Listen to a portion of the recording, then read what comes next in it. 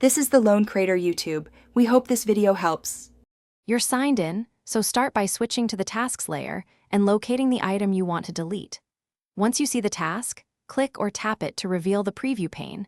This gives you quick options without leaving the view. Make sure you're viewing the correct calendar if you manage multiple accounts. Otherwise, you may select the wrong task. If the task sidebar is hidden on desktop, open it from the right side panel so you can search and select the exact entry immediately. Once the task details are open, inspect notes and any recurrence so you understand what the deletion affects. On desktop, click the three-dot menu or trash icon. On mobile, tap the task, then the delete option. If the task repeats, you'll be prompted.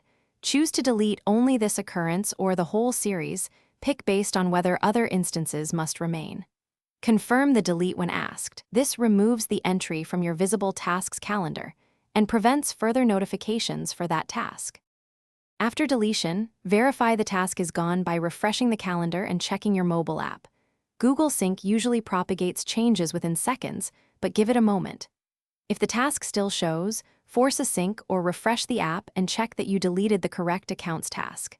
If problems persist, clear the app cache or sign out and back in to reset sync. This resolves most stuck items.